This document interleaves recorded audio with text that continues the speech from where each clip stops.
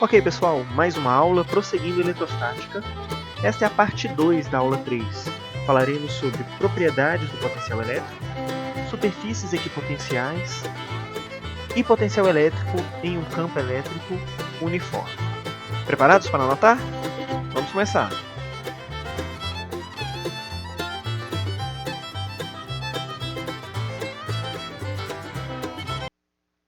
Ok, as propriedades do potencial elétrico. Antes de iniciarmos, vamos recapitular algumas noções que tivemos nos estudos anteriores e que vão nos ajudar a compreender melhor essa parte da aula. Nós sabemos que as linhas de força do campo elétrico são tangentes ao vetor campo elétrico e orientadas no sentido desses vetores. Sabemos também que para cargas positivas, as linhas de campo elétrico indicam o afastamento, enquanto para cargas negativas, as linhas de campo elétrico indicam a aproximação. Sabemos ainda que, em um ponto P de um campo elétrico, o potencial é dado pelo produto entre a constante eletrostática do meio, pela carga, dividido pela distância que separa a carga ao ponto em que estamos analisando. Perfeito? Ok. Observem a figura a seguir. Eu tenho aqui duas cargas elétricas. À esquerda, positiva. Tá? A carga geradora de campo é justamente a carga que está no centro aqui. Acompanhe o ponteiro do mouse. Esta é a carga positiva que gera o campo elétrico de afastamento. E do outro lado, aqui do lado direito, eu tenho uma carga elétrica negativa, gerando um campo elétrico de aproximação.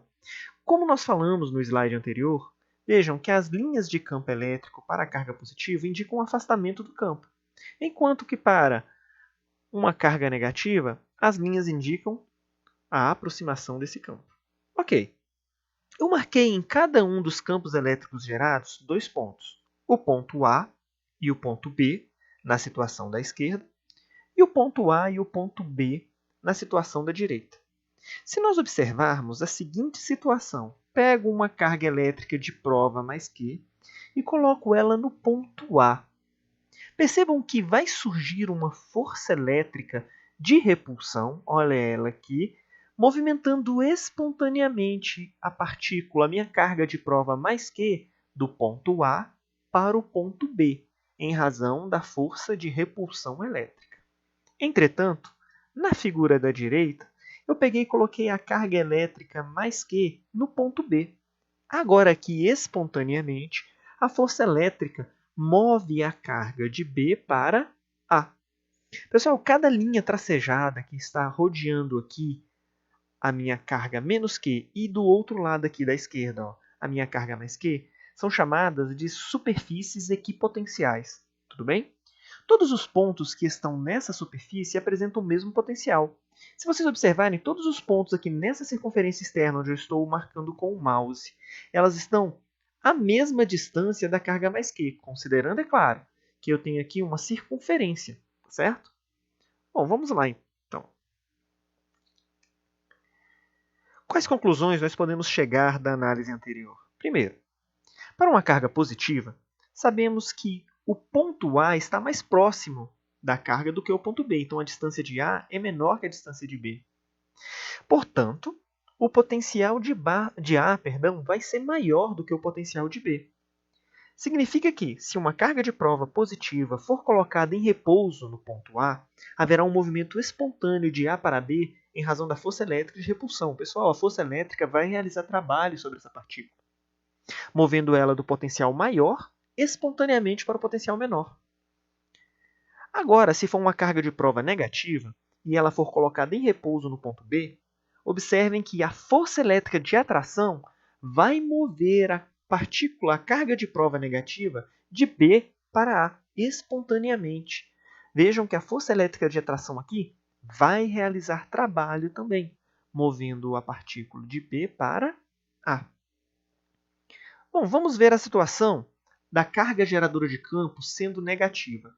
Nessa situação, também sabemos que a distância do ponto A ao ponto B, aliás, a distância do ponto A até a carga negativa, é menor do que a distância do ponto B até a carga negativa.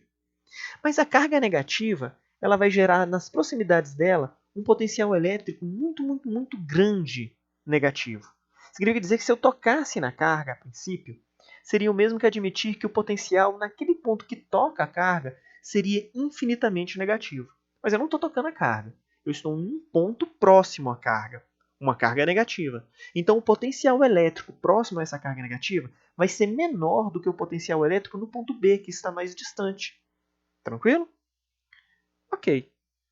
Se a carga de prova mais Q for colocada em repouso no ponto B, lembrando lá, é o exemplo da direita, correto? Nós vamos ter, então, um movimento espontâneo dessa carga, dessa partícula de prova, de B para A, em razão da força elétrica de atração. Porém, se a carga de prova agora for negativa e ela for colocada em repouso no ponto A, haverá uma repulsão entre a carga geradora de campo e a partícula de prova. Consequentemente, essa força de repulsão moverá espontaneamente a partícula do ponto A para o ponto B. Ok? Bom, ok. Havia falado lá atrás sobre superfície equipotenciais, mas aqui agora eu vou descrever para vocês o que é uma superfície equipotencial ou o que são superfícies equipotenciais. Tá certo? Certinho. Trata-se de um conceito equivalente às linhas de força, pessoal. São superfícies de um campo elétrico onde todos os pontos têm o mesmo potencial. Essas superfícies serão perpendiculares às linhas de força em cada ponto do campo elétrico. Eu trouxe aqui para vocês alguns exemplos. Olha só, eu tirei isso aqui de um site, tá, da USP, de uma página da USP. Vejam, eu tenho uma carga mais Q aqui, ó, gerando um campo elétrico, uma carga positiva, gerando um campo elétrico de afastamento. Olhe as linhas de campo, né, se afastando da carga, e as circunferências, em azul, tracejadas, né, concêntricas. Pessoal, todos os pontos que estão sobre cada uma dessas linhas tracejadas estão sujeitos ao mesmo potencial. Então, eu vou dizer que a superfície marcada por essa circunferência aqui é uma superfície equipotencial, mesmo potencial. Tudo bem, pessoal. Aqui eu estou representando no plano, mas nós sabemos que essa representação ela é em 3 dimensões. Né? Nós sabemos, na verdade, que o campo elétrico ele é tridimensional. Então, nós poderíamos imaginar as superfícies equipotenciais se afastando da carga geradora do campo como se fossem cascas de cebola, tá certo? E todos os pontos dessa superfície estariam sujeitos ao mesmo potencial. Aqui eu estou fazendo a representação em 2 dimensões.